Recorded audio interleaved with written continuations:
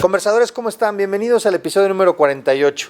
¿Se han dado cuenta o hemos reflexionado lo suficiente de cómo estamos viviendo hoy por hoy? ¿Qué tipo de sociedad tenemos? Y no me refiero nada más a un tema nada más de consumo o si violenta o no violenta, sino qué estamos buscando y cuáles son nuestras metas. El día de hoy nos acompaña un estudiante de psicología que trae una propuesta y que ha reflexionado y ha estudiado mucho sobre algo que se llama la sociedad del cansancio. Nos acompaña Natalia Zubieta con reflexiones sumamente importantes que nos harán crecer a todos nosotros. Quédense.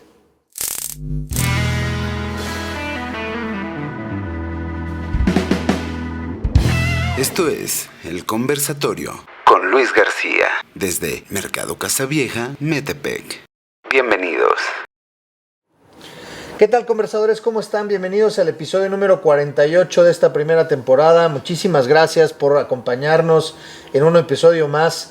El día de hoy vamos a platicar de un tema que me parece trascendental de traer al consciente y de que ubiquemos la mayoría. Ustedes van a encontrar seguramente se van a encontrar en muchos elementos y vamos a ir trabajando también y vamos a ir descubriendo sobre algunos elementos para poder tomar a lo mejor decisiones distintas y demás.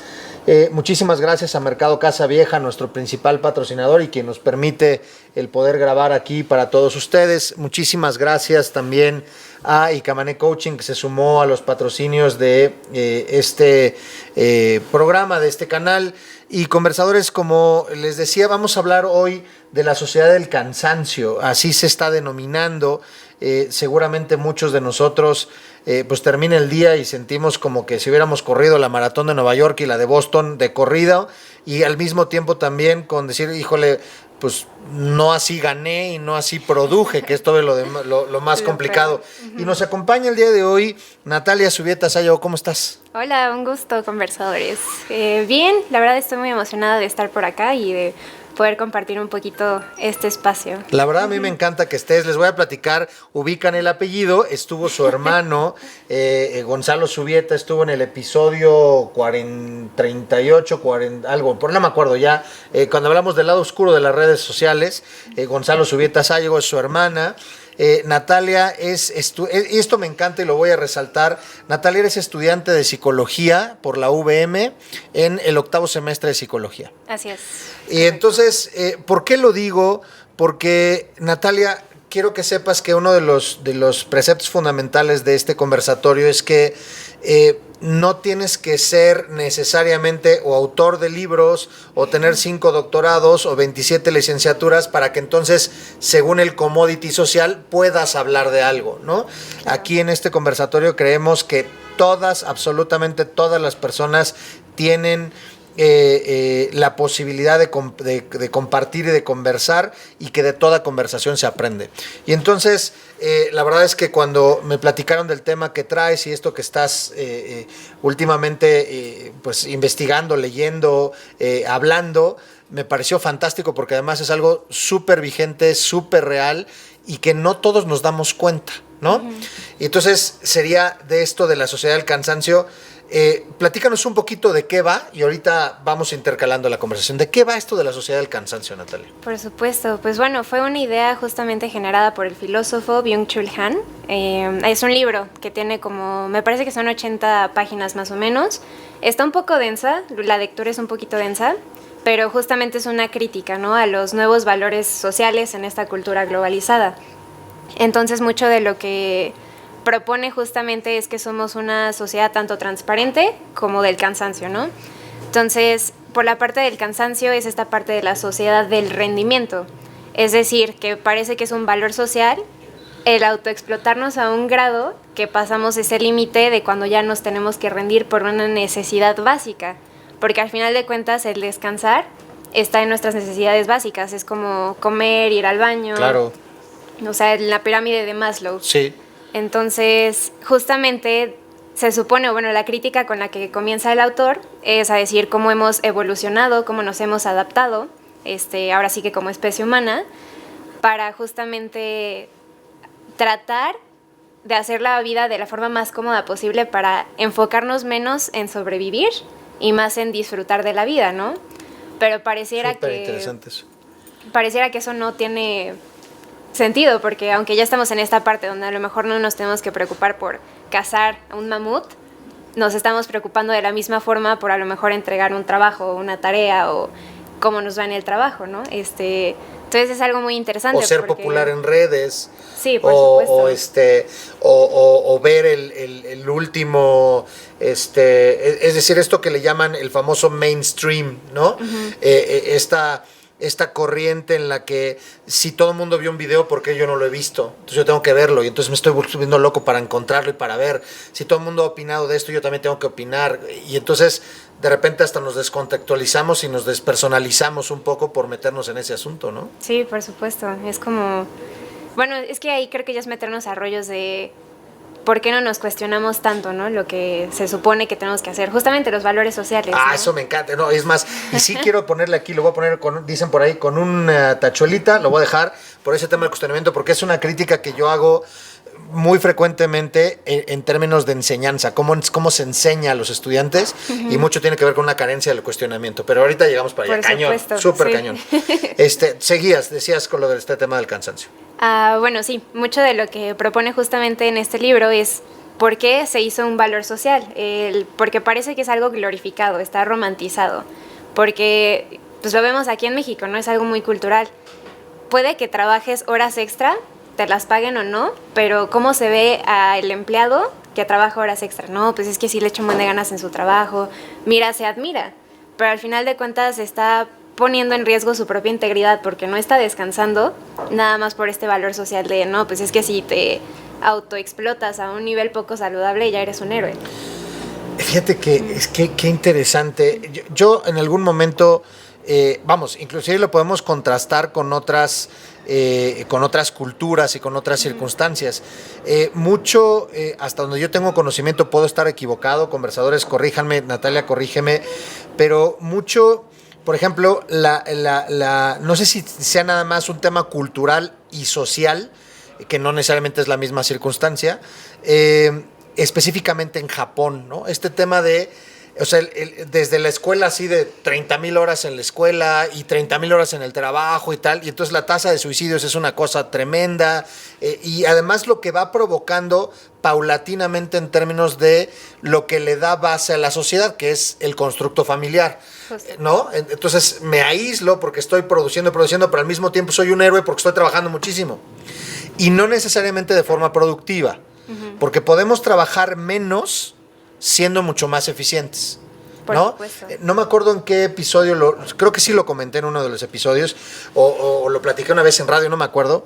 Hace algún tiempo, en una escuela, pues precisamente en el CENCA, que en ese entonces yo era el director de secundaria, estábamos en el proceso de la certificación ISO 2001 en aquel entonces.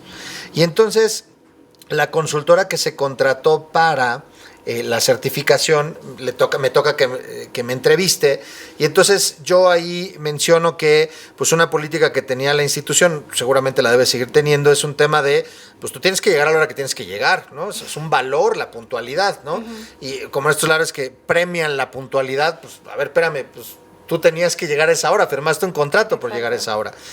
Pero si tú no llegabas temprano o a la hora que tenías que llegar 3 o un determinado número de veces, pues había un descuento. Pero si tú te quedabas más tiempo trabajando, no te pagaban el adicional. Y entonces yo en ese momento, además, digo, tengo muchas inmadureces todavía, pero en ese entonces mucho más inmaduro, me estaba como que desahogando, quejándome con ella, diciendo, pues es que, a ver si hay descuentos, pero yo luego me quedo y salgo bien tarde y nadie me dice nada. Y entonces me dice lo siguiente: perdóname, Luis, pero el hecho de que te quedes más tarde no necesariamente habla bien de ti.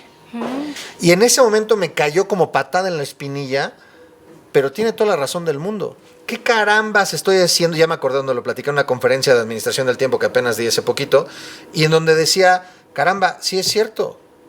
¿Cuántas cosas procrastino o tiempos muertos en el trabajo cuando podría tener una jornada tal vez más corta, pero mucho más productiva? Claro. Y precisamente buscar más el balanceo, ¿no?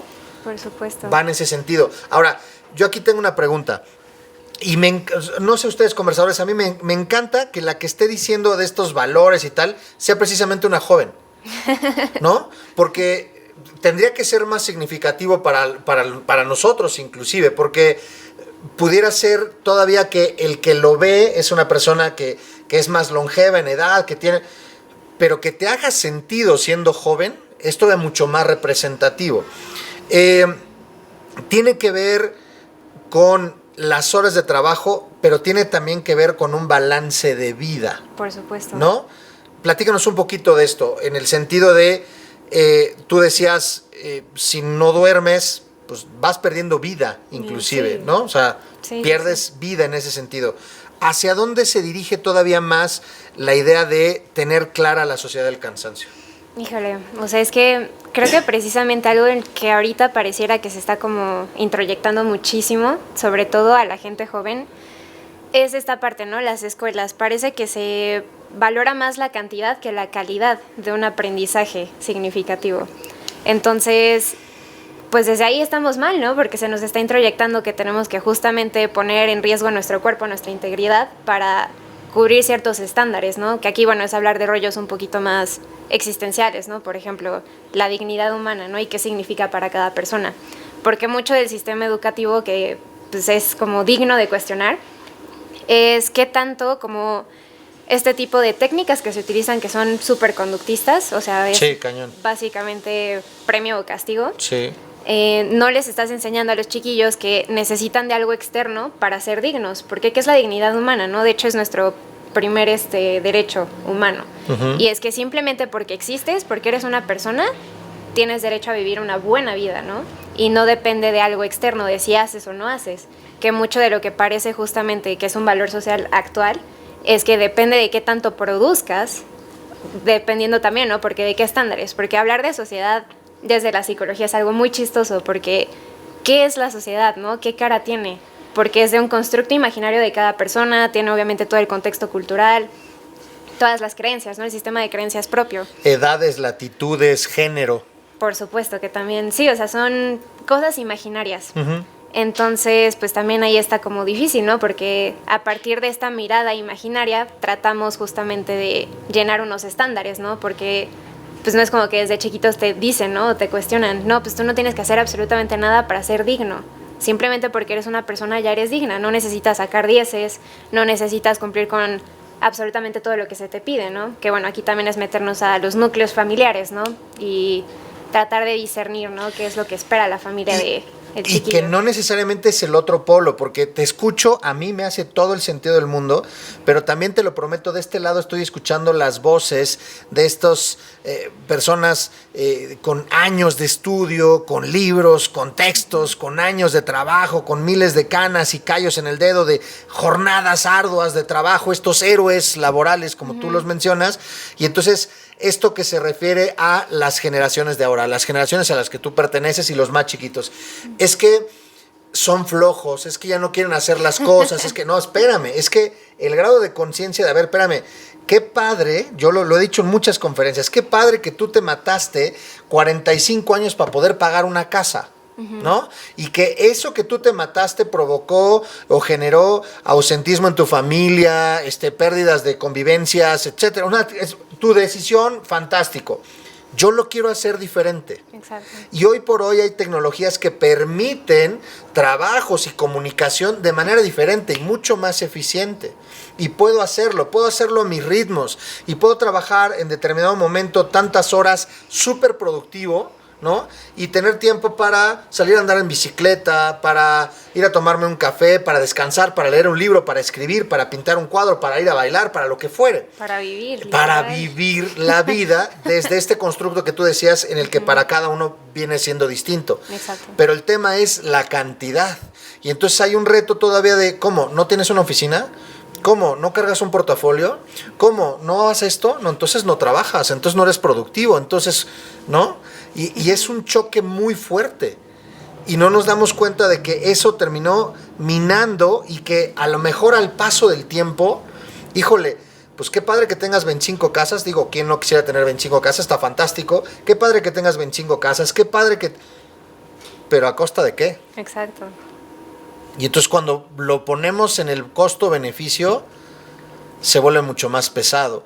Una reflexión que algunos terminamos haciendo pues a los 40, otros a los 50, otros a los 60, otros a los 70, otros hasta los 80, unos nunca la hacen, y qué importante es a los veintitantos decir, a ver, espérame, y como de qué va el asunto, porque no me parece tan valioso todo esto material a cambio de mi vida. No está padre, ¿no?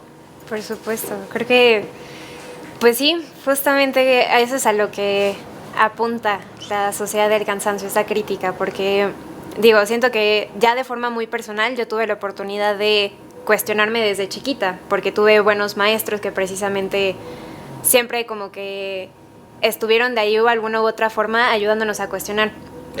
Qué Entonces, bueno. Chulada para los maestros. Sí. Chulada para los Richie se está haciendo esto. Excelente. Bien, Richie, eres de los míos, claro.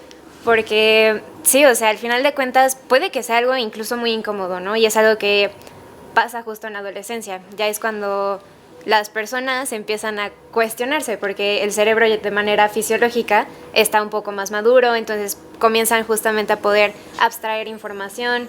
Y es por eso que pareciera que son tan rebeldes, ¿no? Los adolescentes, ¿no? Pero es en realidad hambre de saber cómo funciona el mundo, ¿no? Porque de repente, o sea, de crecer, ¿no? Y que te ponen que los adultos lo saben todo, el mundo es de color rosa, tus figuras parentales son héroes, ¿no? Pero vas creciendo y te das cuenta de que también son seres humanos y que también se equivocan y que no lo saben todo. Entonces, mucho de lo que pasa justamente en esta etapa es que empiezas a darte cuenta de que hay un sistema. Y todo esto es a nivel inconsciente. Entonces ahí es como súper importante empezar a cuestionar, aunque es algo muy incómodo. O sea, la etapa de la adolescencia de verdad adolece, pero es por este golpe de realidad. Entonces, algo que me parece sumamente importante y aunque es muy incómodo, es justamente empezar a poner sobre la balanza estas dos preguntas súper importantes. ¿Quién soy y qué es lo que quiero? Porque esas, bueno, van cambiando, ¿no? No hay una personalidad que esté completamente cristalizada, ni siquiera en adultos mayores. De acuerdo. Entonces, si no, pues qué aburrido, ¿no? O sea, ya creces y ya, ¿no? No hay crecimiento. Pero así lo pensamos, perdón que te interrumpa, así lo pensamos. Justo en el episodio anterior que hablamos de danza, decía por ahí Betty y Fer hablaron del tema de seguir aprendiendo, y también lo hablamos cuando tuvimos a las Suárez 4, del tema seguir aprendiendo, y yo mencionaba, o sea, estoy de acuerdo con eso, pero mencionaba que muchos de los adultos, por el simple hecho, esta cultura certificadora, que a mí de veras no saben cómo me dobla las manos, me voltea el estómago de, como ya estoy certificado porque me dan un título, o porque me dan el diploma, o porque me dan el tal, en el inconsciente, no sé en qué parte de eso, yo no soy psicólogo y no, algunas cosas las entiendo y me hacen sentido, otras las desconozco, soy abiertamente ignorante en ese sentido, me da la sensación de que la pura idea de la certificación, el sello, adentro es, ya lo sé, ya acabé. Y entonces hay una barrera para continuar aprendiendo. Y hay una barrera sobre todo en esta verticalidad de la educación, de que el que más sabe es el más grande y es el que puede enseñar, y tú estás chavo, tú qué me vas a decir, etcétera, etcétera. Pues entonces yo solamente aprendo de aquellos que escribieron 25 libros y que son más grandes que yo o tienen más amplias jornadas de trabajo. Si no, ¿tú qué me vas a enseñar, Natalia? A ver, espérame, por favor. Y tú, a ver, espérate, ¿tú de qué vas a ser? Y esa es una barrera durísima para los que seamos padres de familia, madres de familia, porque entonces automáticamente o inconscientemente niego una posibilidad de aprender de mis hijos. sí. Y es terrible, porque entonces la propia familia tendría un proceso anacrónico padrísimo de crecimiento, ¿no? Permanente, lo que me vino a enseñar mi padre, mi madre, lo que yo les puedo enseñar, y entonces nos vamos ayudando como familia, los hermanos, etcétera, etcétera, y vamos creciendo de forma padrísima, ¿no? Pero no se da. No, es que justamente ahí pasa algo muy, muy curioso, porque parece que hasta tener ideas diferentes luego puede ofender a las personas, Uy, ¿no? Dios de mi vida. Exacto. Pero es muy interesante. Justamente lo platicaba hace poquito en un en vivo en Casa Lev, que es en donde estoy trabajando. Ahorita nos platicas de eso. Ok. Ahí básicamente justamente estábamos cuestionando este tipo de cosas, y algo muy interesante es como aquello que pone en riesgo. Bueno, a ver, me voy a ir un poquito antes a ejemplificar. De alguna u otra forma nuestro cerebro sabe que absolutamente nada es estable. Sabe que en cualquier momento puede ahorita temblar, se cae todo y pues nuestra vida da un cambio de 180 grados, ¿no? Entonces sabe que las cosas pueden cambiar en cualquier momento y pues si hay algo que no le gusta a nuestro cerebro es justamente la incertidumbre, es saber que las cosas son inestables. Entonces lo que piensa que es estable es nuestra propia identidad, porque ok, puede que no pueda controlar como el accidente, lo que está sucediendo, pero sí puedo controlarme o qué es lo que yo hago con esto. La bronca es cuando de repente llega una persona con una idea diferente, expone una idea que a lo mejor la tienes muy arraigada a tu identidad y es como de órale, ¿no? O sea, ¿qué onda? Yo ya soy esta persona, yo ya tengo todo esto definido y de repente llega otra idea a decirme, tal vez no es por ahí. Pues claro que eso puede ofender a la gente porque es como quitar esa sensación de seguridad y es por eso que es tan natural que las personas se cierren a perspectivas diferentes, ¿no? Entonces es más que nada aquí como un proceso de asumir pues que no lo sabemos todo, ¿no? O sea, y saber que jamás lo vamos a saber todo. Oye, pero entonces qué interesante lo que estás diciendo. Entonces, si te entiendo bien, lo natural es, digamos, el mantener y aferrarme a esto, y lo antinatural sería el reto. Sí, así es, porque es instinto de sobrevivencia. Y qué maravilloso es el reto, ¿no? O sea, me parece que es a partir del reto, a partir de la circunstancia abrupta, donde viene el crecimiento, donde viene la posibilidad de escalar, de descubrirse, pues de encontrarse precisamente el quién soy. Uh-huh. Y a lo mejor el quién soy, pues hubo un Luis García a los 5 porque mis contextos eran unos, hubo un Luis García a los 10 porque mis contextos eran otros, y así, si me voy por quinquenios, a los 15, a los 20, a los 25, y hay un Luis García hoy a mis 40, casi 47 años de edad. Y no es que sea yo falso, sino me he ido construyendo con el correr del tiempo, al mismo tiempo, ¿no? Exactamente. Y algunas cosas que difícil soltarlas. Sí, pues es lo que uno ha conocido. Muchas veces lo que llega a pasar justamente ya en procesos psicológicos es como cuando no se entiende, ¿no? El típico, pues es que amiga, date cuenta. No es tan fácil porque es una construcción de vida que es una realidad. Entonces tratar de romper con lo conocido es algo que va en contra de esos instintos de sobrevivencia. Voy a ponerles un ejemplo. Lo voy a poner así súper claro. Hace no mucho, muy poquitas semanas, me hablaron de una cosa que se llama distorsiones cognitivas. Uh-huh.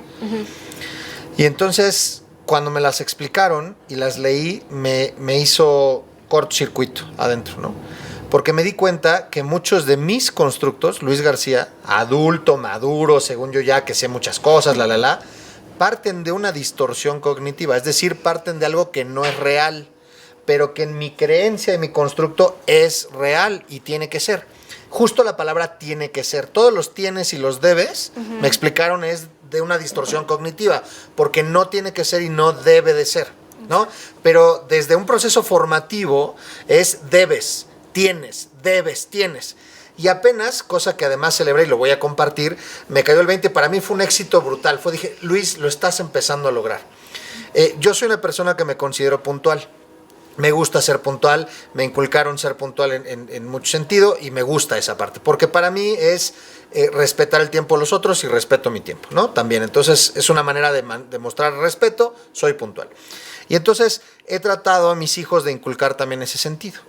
Y entonces hace poquito mi hija, que por acá andaba, me decía, papá, hablamos precisamente de la puntualidad y dijimos esto y esto y esto y no sé qué, y shalala. Y entonces cuando yo verbalizo, digo, en efecto, tienes que ser, así tiene que ser. Y solito me caché y entonces le dije, no, corrijo. No es que tenga que ser, a mí me gusta ser así. Uh-huh. Entonces ya es diferente, ¿no? Y entonces nos vamos construyendo y entonces yo soy de una forma, pero no porque tenga que ser así. Y hay un montón de distorsiones, como esta distorsión es de debes de trabajar 325,000 horas. Sí, y habrá quien a lo mejor nos diga, Luis, ¿y cómo no trabajo 225,000 horas si no alcanza? Y mucho también será, y ahorita me encantaría tu input ahí, desde estas creencias de, o sea, vamos, es como un nudo, como un bucle, en el que si yo no trabajo 25,000 horas, no tengo ese recurso, pero no necesariamente, aquí la pregunta sería, ¿necesariamente tienes que trabajar 25,000 horas para tener ese recurso? ¿Todas las personas trabajan 25,000 horas para tener ese recurso? ¿Habrá otras personas que desarrollaron otras cosas o que podrían pensar de una manera diferente para trabajar menos horas y tener ese recurso o tal vez más? Pues sí, es que aquí ya sería meternos a analizar también, ¿no? El sistema capitalista, porque sí es una, o sea, desafortunadamente, o afortunadamente, dependiendo de dónde se vea, pues uno puede adaptarse o tratar de adaptar algo a su bienestar, ¿no? Creo que más bien es justamente, ¿no? Cuestionarse cuál es mi propio sistema de valores y qué quiero poner sobre la balanza, ¿no? A lo mejor, pues sí, a lo mejor no gano tanto, a lo mejor explotándome menos, pero ¿qué calidad de vida voy a tener? Claro. O sea, es justamente poner en la balanza, ¿no? Que era justo lo que ahorita quiero rescatar de la parte de con los adolescentes, porque también es darse cuenta de que existe la mortalidad y que, o sea, lo que nos pintan igual desde siempre, lo que es como la fórmula o la receta secreta a una vida que se supone que tendría que ser, que es, bueno, ¿no? Estudiar, graduarte, casarte, tener hijos, y esa es como la formulita. La ¿no? banda de la vida. Exactamente. Entonces, mucho de eso tiene que ver con esta parte de, pues, cuestionar, ¿no? ¿Qué tanto sí, qué tanto no, qué sí quiero, qué no quiero? Y la mortalidad, ¿no? Porque desafortunadamente no todas las personas, y creo que algo que nos ha venido como a recordar ahorita la pandemia, es que pues tampoco sabemos, ¿no? O sea, quién sabe si puede ser en un accidente. Ahora sí que es como la parte positiva del YOLO, ¿no? Porque creo que se ha distorsionado un poco en los adolescentes precisamente eso de YOLO para hacer tonterías y ponerse en riesgo, ¿no? Pero siento que si lo pasamos a un aspecto balanceado, pues sí, ¿no? Porque qué tanto también de lo que vivimos no es a partir de deseos de otras personas y no tanto el nuestro. De entrada nuestros padres. Exacto. De entrada los deseos de nuestros padres. Sí, exactamente. Somos el síntoma de nuestros padres. Está. Sácale. Pero sí es cierto. Sí, entonces... Con la bandera del amor, además. Sí. En la mayoría de los casos, ¿no? Con la bandera del amor en el que menos te das cuenta. Exactamente. Pues es que es eso, al final de cuentas, cada persona es un universo diferente. Entonces, a lo mejor lo que le sirvió a mis papás no me va a servir a mí, porque soy una persona completamente diferente. En contextos distintos. Exacto. Además. Que siento que el contexto... Hay una frase de Sartre que me encanta, que es: somos lo que hacemos con lo que hicieron de nosotros. Ah, qué buena frase. Somos lo que hacemos con lo que hicieron de nosotros. Qué bueno. Así es. Porque mucha parte del contexto es obviamente nuestras infancias, pero también como nuestro contexto. Entonces sí, claro que influye, pero no podemos negar esa parte de que nosotros podemos hacer algo con ese contexto. Totalmente. O sea, es protofenómeno humano, la libertad. Esto significa que simplemente porque somos humanos ya tenemos esa conciencia de decidir qué hacer con lo que está presente, ¿no? Con el accidente. Y que no todo el mundo lo tiene, Natalia. ¿Tú crees? O sea, yo creo que todo el mundo lo podría tener, sí, pero hay gente que todavía no tiene ese grado de conciencia, creo, de que realmente puede decidir permanentemente lo que quiere sobre de ellos. O sea, sí creo en este sistema, en esta estructura, en este esquema en el que no puedo porque hay esto, no puedo por el otro. No, claro que puedes. Nada más que pues a lo mejor tienes que soltar, a lo mejor tienes que romper, a lo mejor tal, pero... Renunciar. Y entonces, precisamente la decisión lo que implica es renunciar a algo. Y renunciar cuesta mucho trabajo para mucha gente. Entonces, por eso ahí es donde lo retaría un poco. No en el sentido puro que tú lo hablas, que estoy totalmente de acuerdo contigo, pero llegar a darse cuenta de eso es más complejo. Y creo mucho, y aquí sí voy a quitar ya la pincita que decía, retomando el tema, y lo mencionaste muy bien con este tema educativo de la cantidad sobre la calidad. Voy a tocar dos temas rapidísimo. Apenas me hicieron una entrevista para la Universidad de Ixtlahuaca, un estudiante de educación, y además, amén de todo lo que mencioné y todo lo que dije, decía que, porque me decía, profesor, ¿cuáles deberían de ser los elementos clave para que los estudiantes regresen a clases ya presenciales? Y entonces yo le decía, mira, desde mi humilde opinión, lo que he investigado y lo que he encontrado, para mí hay 3 prioridades de escuela hacia estudiante. 3 prioridades en ese orden, si la 1, la 2 y la 3. Privada, pública, la que fuera, preescolar, posgrado, la que sea. Primera, la integridad física de la persona. Esa es mi prioridad número 1. Que como llegó, salga, ¿no? Que no vaya a ser cortado, raspado. Digo, pasan accidentes, pero que su integridad física es lo más importante. 2, la parte emocional del estudiante. Tiene que estar bien emocional. Inclusive le decía, ¿por qué esas dos son la primera? Tú pon a un cuate todo traqueteado, se le cayó el techo, anda cortado. Y ahora ponle al mejor maestro del universo que le dé clase. ¿Le va a poner atención? Está preocupado porque está sangrando, porque le duele el brazo, porque le duele la cabeza. Una persona emocionalmente no está bien, ¿va a aprender? Pues no, por supuesto que no. Va a estar más metido en sus broncas, va a estar llorando o va a estar en la euforia total. Tercera, que aprenda.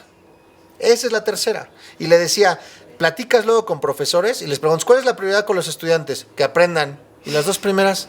Y entonces le decía, ahí te va. Primera, entonces, que la escuela esté en las mejores condiciones posibles, que haya ventilación, que estén los cubrebocas, que esté el gel antibacterial, o sea, físicamente, entonces. Segundo, le dije, en tu universidad estoy seguro que debe haber un departamento de psicología.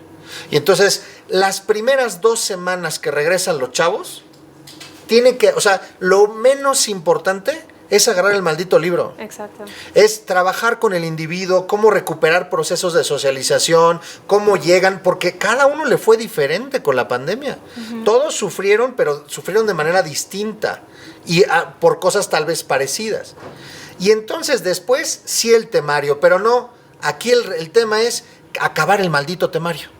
A como sea, ¿lo aprendiste? No lo sé, pero acabé el temario. Exacto, sí. Porque es un tema de cantidad sobre calidad. Cuando la verdad, también dicho sea de paso, ni siquiera todos los temas son trascendentales para el ejercicio de una profesión. Exacto. O sea, así de claro, ¿no? Pero el tema es acabar con el maldito temario. Esa, la primera. La segunda, el tema del cuestionamiento, que me encanta y que digo, de verdad, creemos que tendrían que llegar nuevos autores y nuevas corrientes educativas para que entonces digamos, wow, si hay que hacerlo así. Nada más hay que regresar al pasado y ver a los griegos. ¿Cómo enseñaba Sócrates? Caramba. Pero mira, ¿cómo está el esquema? Nada más por este tema que tú hablas muy bien y lo pusiste muy padre de me tengo que sacar una calificación. Y entonces resulta ser que si un joven contesta todas las preguntas bien en un examen, ¿cuánto le pones? 10. Y si le pones 10 en una y le pones 10 en otra y le pones 10 porque contestó bien todas, pues exenta las materias. Y entonces en algunos lugares todavía, sí, me encanta que dicen que trabajan por competencias, pero siguen poniendo de cuadro de honor. Me encanta, ¿no? Es la antítesis, o sea, es totalmente lo contrario, pero dicen, trabajamos por competencias y tienen su cuadro de honor y les dan diploma de honor y en la casa nos sentimos orgullosísimos y premiamos a nuestros hijos cuando lo que significa es que mi hijo es extraordinariamente bueno para contestar. Exacto. Y entonces así estás desde el kinder hasta que acabas la universidad. Y cuando terminas la universidad, y entonces dices, ahora sí, ¿qué quiero hacer con mi vida? ¿Cómo lo quieres que pregunte eso si ni siquiera sé formularme una pregunta? Exacto. Y lo digo en conferencias a padres de familia, se los digo a estudiantes, se los digo a profesores. ¿En manos de quién está el mundo? ¿De los que contestan o los que hacen las preguntas? ¿En dónde quieres estar? Pero tenemos un sistema en el que responde. ¿Respondiste bien? ¡Wow! Estoy orgulloso de mi hijo. Sí. Cuando no genera preguntas, porque las preguntas son incómodas. Exacto. Y no sabemos qué responder. Y ahí viene mucho del problema. Definitivamente. O sea, debería ser más enfocado justamente a cuestionarse, aunque sea incómodo, a tratar de... O sea, es que creo que también es muchísimo más fácil, porque eso implica poder hacerte tonto y no responsabilizarte. Entonces, pues el enfrentarse a esa angustia existencial es de lo más difícil que hay. De acuerdo. Lo veo igual mucho como una vacuna y también se puede comparar, por ejemplo, a iniciar un proceso psicoterapéutico, ¿no? Es enfrentarte directamente a lo que te duele, ¿no? Es como una vacuna, porque, ok, sí, te duele el jeringazo, ¿no? Puede que pases 2 días con reacciones, ¿no? Y uy, pero esa vacuna te puede salvar de un coronavirus o de un tétanos a futuro. Entonces es lo mismo cuando te preguntas de forma existencial, ¿no? ¿Quién soy y qué es lo que quiero? Es incómodo, claro, es el equivalente al jeringazo, pero eso te puede salvar de a lo mejor darte cuenta, ¿no? El de, híjole, ¿qué estoy haciendo con mi vida, ¿no? De hecho, las famosísimas crisis de la mediana edad, de manera social, se dan por eso, porque es en un momento donde las personas se acercan y se dan cuenta que ya no están tan jóvenes, ya cumplieron con lo que la sociedad espera de ellos y dicen, caray, pues yo a lo mejor no quiero esto, ¿no? ¿Qué pasó? Y también es muy interesante, ¿no? Cómo se ve justamente a las crisis de la mediana edad, ¿no? Se ve como es un perdedor, ¿no? La persona que pasa por una de esas crisis. Es como, a ver, no, ¿por qué juzgamos, no? Que hay una fórmula secreta, una vida feliz, ¿no? Por el estándar que tú decías, por esta banda en la que pues vas a la escuela y la gente no se cuestiona, porque ¿qué sigue? Pues acabaste la primaria, la secundaria, Exacto. la prepa, la universidad, pues tengo que trabajar, una maestría, un posgrado, me tengo que casar, tengo que tener una casa propia, tengo que tener tal, mis hijos tienen que ir a una escuela, todo el tal, y después ya, ¿no? Y cuando te das cuenta llegaste a los 60, dices, ¿y ahora qué hacemos? Exacto. ¿No? Ahora sí tengo que empezar a vivir, cuando a lo mejor es un proceso de decisión desde el principio y es algo que se defiende desde ahora la juventud y he encontrado, y por eso me encanta que vengas y que lo externes desde tu propia juventud, no nada más del conocimiento que has ido adquiriendo y lo que has investigado, sino desde tu propia juventud. Hablabas donde estás trabajando y estos lives que hacen y demás, cuéntanos un poquito de eso. Pues somos de Casa Lef, así se llama, es una institución tanto educativa, pero también somos editorial y es básicamente, pues sí, una especie de mirada diferente y una propuesta diferente del psicoanálisis en su mayoría, pero también de la psicología, que invita precisamente a la gente a cuestionarse un poquito más. Tenemos diferentes eventos, bueno, ahorita llevamos a cabo 2 diplomados, que uno es psicoanálisis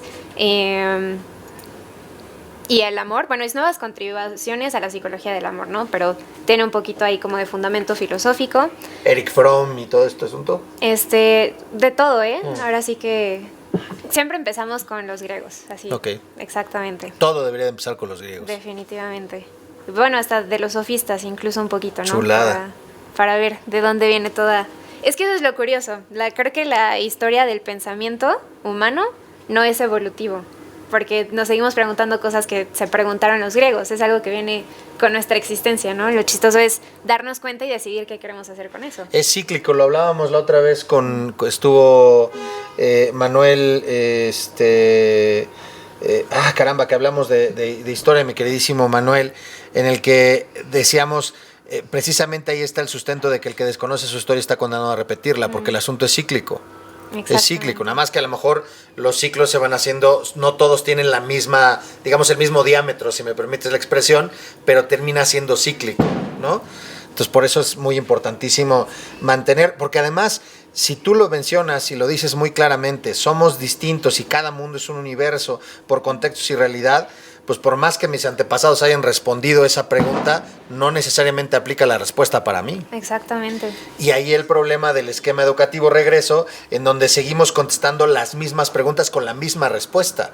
Y entonces tú ves los que estudiaron nuestros padres, lo que estudiaron nuestros abuelos y lo que estudiamos nosotros, sigue siendo la misma pregunta y sigue siendo la misma respuesta. Exactamente. Y entonces ni siquiera cambia la pregunta, pues, ¿no? Y entonces, pues, ¿cómo carambas quieres que haya constructos distintos? Si el proceso del aprendizaje es un descubrimiento, no es algo otorgado, ¿no? La parte más crítica, ojalá no sé, yo estoy seguro que tú no vas a hacer, pero lo veo con estudiantes de tu edad. Jóvenes, me toca dar una conferencia en universidades, jóvenes de 9º semestre, la carrera que quieras, la universidad que quieras, levantan la mano y preguntan, profe, ¿esto viene en el examen? Y entonces digo, ese para mí es el síntoma más claro de cómo está mal el proceso educativo. ¿Qué hicimos con ese estudiante durante 20 años para que él crea que fue a la escuela por un maldito papel y un maldito número? Exacto. Cuando a la escuela tendrías que haber ido a otra cosa. Eso es secundario, es lo menos relevante. Pero en esta sociedad certificadora es lo más relevante. Y entonces puede ser que sepas nada, pero tienes un maldito papel, pase usted. Sí, no. Es terrible. Sí, hay una frase que también me gusta mucho de Tenzin Gyatso que dice que la ignorancia es la semilla del sufrimiento. Entonces es justamente, ¿no? Porque ignorar va más allá de... Bueno, es que también nos podemos hacer mensos completamente, ¿no? Porque si yo estoy teniendo esto y te estoy tratando de ignorar la taza que me está tapando, no la estoy ignorando realmente porque sé que está aquí y me estoy haciendo pato. Pero la ignorancia es un poquito como una especie de venda en los ojos que ni siquiera sabemos que tenemos. No es hasta que llega una perspectiva, a lo mejor un libro, una conversación, una persona que te empieza a dar comezón por acá y dices, ah, caray, creo que tengo algo en los ojos. Y ya pues depende de ti si te quieres aventar a quitártelo o no y descubrir que hay un mundo más allá de, no sé, solo escuchar. El mito de la caverna, Platón. Sí, por supuesto. ¿No? Regresando a los griegos. Exacto. Nada más darse cuenta de eso. Leemos un poquito el mito de la caverna y dices, ah, caray, ¿cuántos de nosotros seguimos viviendo en las sombras, no? Sí, y siento que hay hasta diferentes cavernas, o sea, porque no se acaban. Si no, no seguiríamos creciendo. ¿Te acuerdas de la película de los Croods? Sí. ¿No? El papá, ¿cómo?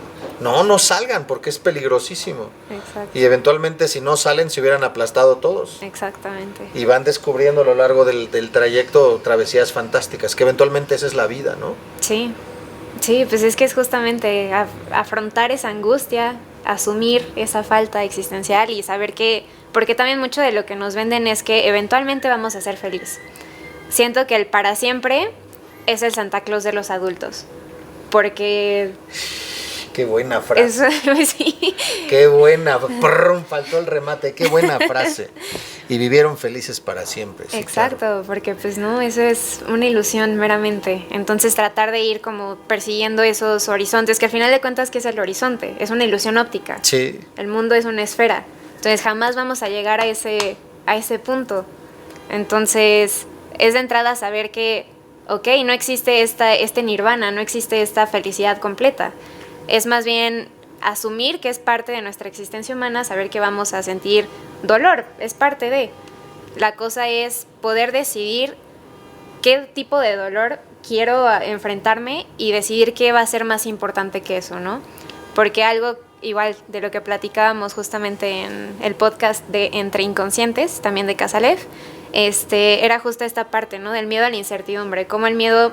Todas las emociones básicas están ahí para algo, ¿no? Son evolutivas, nos sirven, protegen. claro, por supuesto.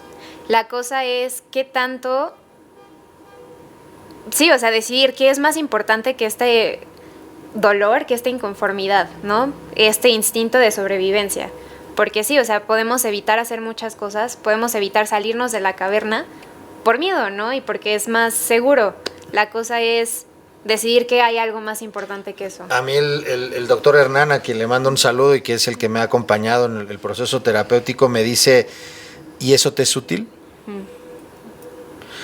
Maldita pregunta, ¿no? Porque, o sea, te frena el tren, ya sabes, del no, pero sí, pal, y yo, porque mis creencias, ¿y te es útil? Exacto.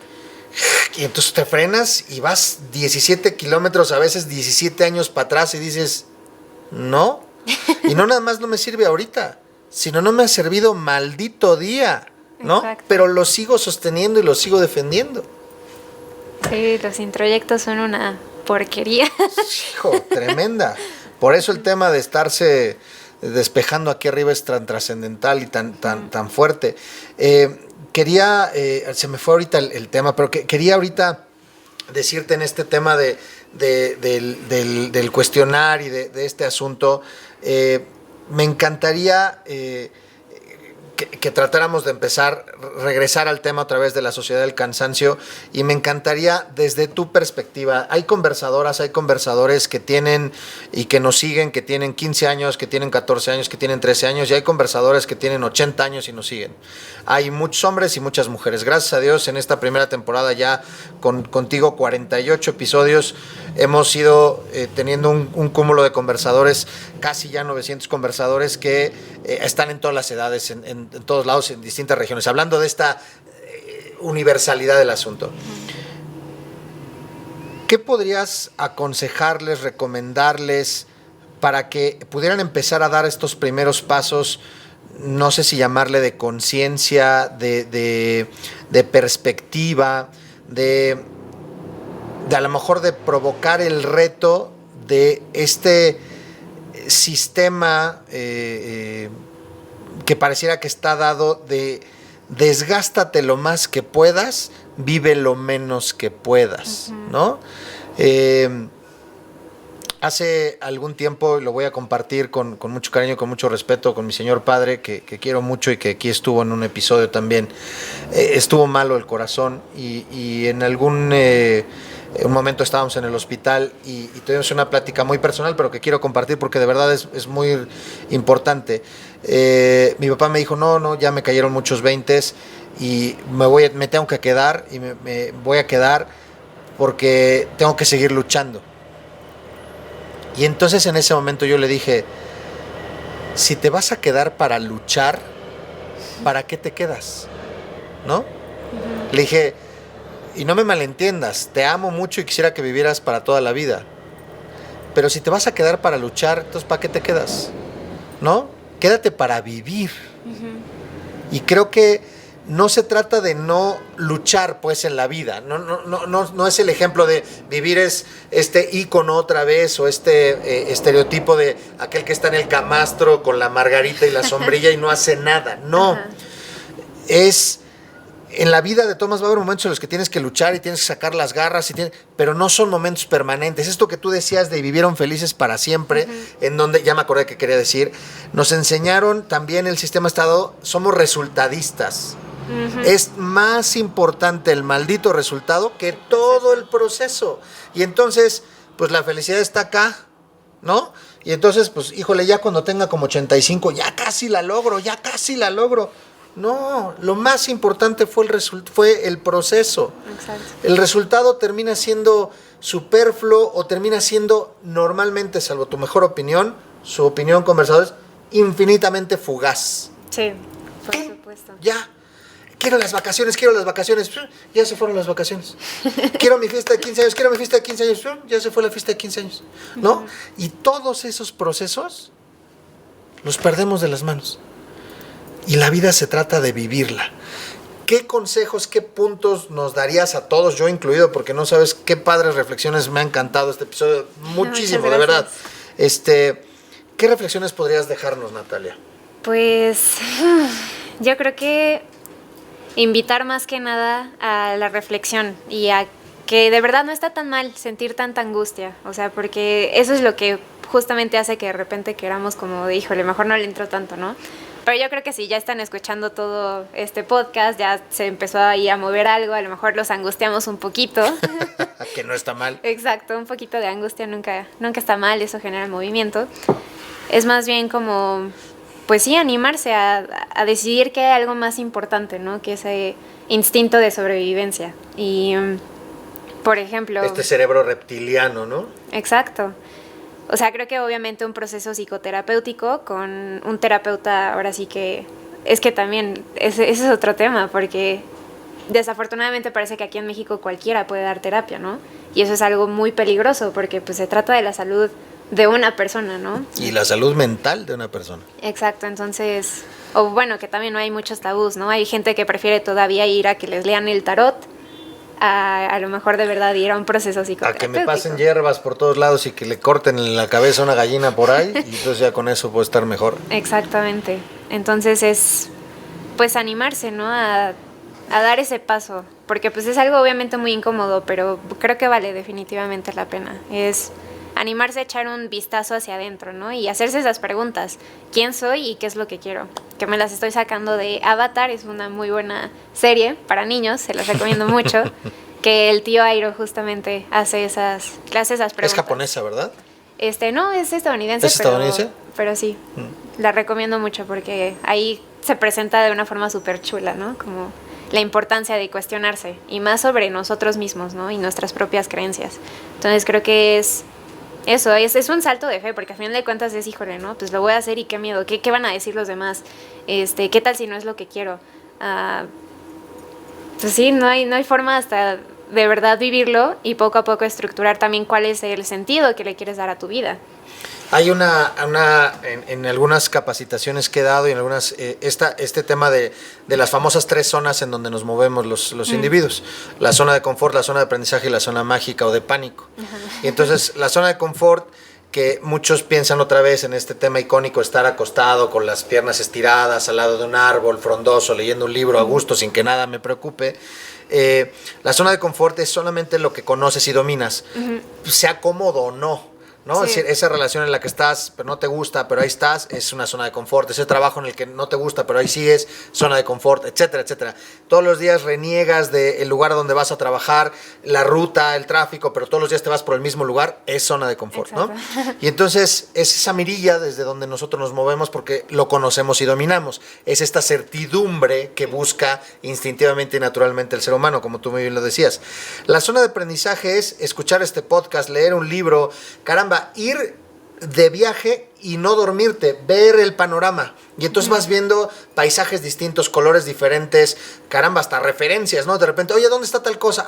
¿Te acuerdas el edificio? Ah, sí, ya. Hasta por lo menos ubicación te sirve, ¿no? Exacto. Vas conociendo. Ir a un lugar y probar el plato típico, no comer siempre lo mismo, shalala, sentarte con una persona diferente y establecer cierta conversación, a ver qué aprendes. Hasta si te contesta jetón, dices, bueno, pues ya por lo menos aprendí a que no tengo que tratar así a la gente porque se siente uno muy feo. No sé, ¿no? Y después de esa zona de aprendizaje, que por supuesto está estudios, libros, viajes, en mil cosas, viene la zona mágica o de pánico. Y ese es un salto de fe. Ahorita hiciste que me acordara. Es un salto. La única manera de pasar por eso es volando. Y entonces, mucha gente se le llama también de pánico porque mucha gente dice, no, me voy a caer, me voy a pegar, me va a pasar, ¿no? Exacto. Y entonces lo explico en las capacitaciones siempre que no nos damos cuenta o no hacemos conciencia que una vez pasada el proceso de la zona de aprendizaje, tenemos las herramientas para poder volar en ese momento, pero no lo hacemos. Y entonces, ¿qué pasa con esa zona de aprendizaje? Pues se hace más grande la zona de confort, porque ya lo conozco, lo domino. Después de un rato lo conozco y lo domino. Y entonces la zona de confort es ese maldito perro atrás de mí que me quiere morder toda la vida y que sería al mismo tiempo una herramienta fantástica para mantenerme la vida en movimiento. Exacto. Porque atrás viene la zona de confort. Entonces yo quiero seguir aprendiendo y aprendiendo y aprendiendo y aprendiendo y volando y volando y volando y volando. En algunas me caeré. Pues ¿quién no tiene cicatrices? ¿No? De eso se trata. Definitivamente. Híjole, Natalia, pues yo la verdad te agradezco muchísimo, te agradezco infinitamente el que hayas estado aquí el día de hoy. Me encanta lo que estás haciendo, qué padre que estás participando en estos podcasts ahí con Lev, ¿se llaman? Casa Aleph. Casa Lev. Por favor, para que nos dejes también los datos para que la gente te pueda escuchar, para que inclusive por favor nos pases la liga para que la podamos poner y vayan a estos podcasts también y los puedan escuchar, que sería, estoy seguro, está fantástico. Felicidades por la labor. Muchas gracias. Me encantaría decir que eres un reflejo de la generación y de todos los estudiantes de este país. La realidad es que no. Hay muchos estudiantes, como lo dije, por el sistema, no necesariamente por ellos per se, por ese sistema, están levantando la mano preguntando a los profesores, profe, esto va a venir en el examen, estoy seguro, no digas que sí para que tus compañeros no te digan, pero estoy seguro que tienes 2, 3 compañeros que son el ejemplo que acabo de dar y que piensan que van a la escuela por un número y por un papel. Y la idea, y precisamente creo, estás mostrando el fruto de una concepción distinta de los estudios. Uno va a la escuela para hacerse crítico, para generar pensamientos, para generar ideas y para retarlas de manera permanente. Natalia, te agradezco muchísimo y te agradezco más, además, que lo quieras hacer público, que lo compartas con la gente. No, muchas gracias. Es un honor estar acá, la verdad, y compartir esto. Al final de cuentas, pues es algo que me gusta mucho. Se nota. Te lo iba a preguntar antes, pero no quisiera irnos sin que te lo preguntara. Y creo que ya por todo el entusiasmo que has mostrado y como lo platicas, las cosas que has platicado, podría estar contestado, pero al mismo tiempo que no. Quiero que sepan que yo tuve la oportunidad y el honor y el gusto de ser director de sus hermanos, tanto de Gonzalo como de Mariano, pero ya no me tocaste. Ya no. Tú estabas, cuando yo dejo de ser director de secundaria, tú estabas en sexto de primaria, justamente. Así es. Ibas a entrar conmigo, pero ya no me tocó, y ahí la vida nos llevó a caminos diferentes, y de hecho nos estamos reencontrando desde ese entonces. No te veía de que estabas en sexto de primaria. ¿Qué lleva Natalia Zubieta Sayago a estudiar psicología? Híjole, la buena pregunta ahí. Pues creo que de alguna u otra forma me convertí en lo que juré destruir. Sí me pasó eso, porque me daban un buen de miedo los psicólogos de chiquita, ¿no? Porque a cada rato era como, no, es que su hija tiene que ir al psicólogo porque tiene déficit de atención, ¿no? Lo típico. Entonces, pues a mí se me angustiaba mucho, ¿no? Era como, pues, ¿qué está mal conmigo, no? Qué padre que lo ponga así, porque ese es un tema. El déficit de atención, para mí, es como una condición, es como usar lentes, ¿no? O sea, nada más aprendes a vivir con ciertas cosas, trabajas otras y se acabó el asunto. Pues sí, es que también es un tema, todo lo que tiene que ver con diagnósticos de trastornos mentales también cambia. O sea, por ejemplo, en los años 70 la homosexualidad todavía era considerada trastorno mental. Entonces es súper cuestionable, ¿no? Precisamente porque de acuerdo a qué estándares estamos justamente diciendo que es patológico y que no. Se supone que hay criterios de la normalidad, ¿no? Que es obviamente que no te pongas en riesgo a ti, que no pongas en riesgo a otras personas, que tu nivel de sufrimiento no sea considerable, que sigas pudiendo funcionar. Y la que es justamente como más cuestionable es que encajes dentro de una norma establecida. Pero pues no hay ninguna persona que se repita 2 veces. Y esa es la más fuerte. Entonces creo que tenemos un problema igual de ahorita de tratar de generalizar lo subjetivo a través de etiquetas, porque al final de cuentas no hay persona, es como una gripa, no hay persona que se enferme mentalmente, o sea, absolutamente todos en algún momento de nuestras vidas nos enfermamos de algo, ya sea depresión, ansiedad, hay quienes tienen un poquito... De las dos. Exacto, o ya no sé, trastornos de la personalidad, pero es justamente tener cuidado, ¿no? Porque qué tanto nos estamos inclinando a esta parte de tratar de hacer todo rápido justamente, o de encasillar a las personas a de verdad saber, ¿no? Qué es lo que esta persona tiene que expresar y que darle al mundo incluso, ¿no? Más allá de verla como una persona enferma y ya. Es reducir al ser humano a una etiqueta. Entonces... Reducir, esa palabra me gustó, sí, estoy de acuerdo. Es terrible. Y entonces a ti te estaban reduciendo precisamente eso. Sí, por supuesto. Sí tuve la mala fortuna de ir con profesionistas que no fueron para nada éticos, ¿no? Profesionistas. Exacto, profesionistas. Hablando de la cultura de la certificación. Exactamente. Entonces, pues igual, ¿no? O sea, me medicaban de chiquita, yo no sabía pues ni qué onda de qué era como lo que estaba mal conmigo. El caso es que como que le iba huyendo, pero me encanta porque justo en la prepa cuando nos hacen los exámenes, ¿no? Para saber... Vocacionales. Exacto. Siempre me salía psicología, ¿no? Y yo, ¿cómo alguien que ¿Neta? está...? Exacto, y yo... Pero si yo estoy loca, o sea, ¿cómo rayos voy a estudiar psicología, no? Entonces, pues no le hice caso, me fui a estudiar biología, no me gustó, y dije, no, hombre, pues, ¿qué hago, no? O sea, no me puedo quedar sin hacer nada. Mis papás estaban como de, no, ves que tienes que entrar a estudiar algo, ¿no? Y fue como, pues, a ver qué pasa. Y ya tuve la fortuna de que en una de mis primeras clases me enamoré completamente de la carrera porque era algo completamente diferente. Justamente tuve la oportunidad de tener una clase con Daniel Sánchez, que ahorita estoy trabajando con él en Casa Ah, qué padre. Saludos, Saludos, Daniel. Saludos. Y pues ya, ¿no? Fue justamente como esta perspectiva totalmente diferente, ¿no? De quiénes somos nosotros para etiquetar a las personas, ¿no? Y es como, hay que irnos un poquito más allá de esta presión social de tener todo como estructurado.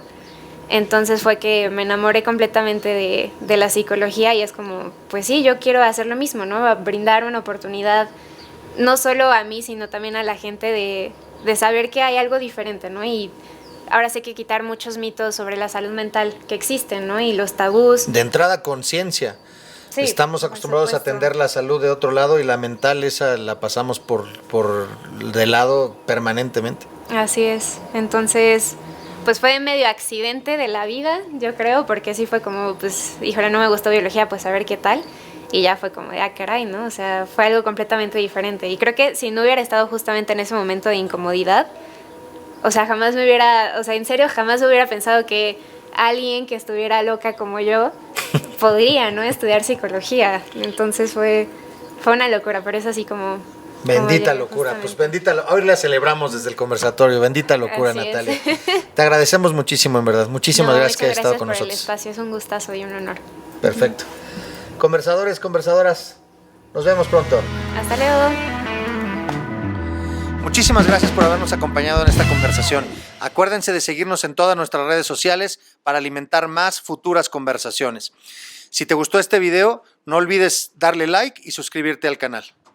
Hasta la próxima.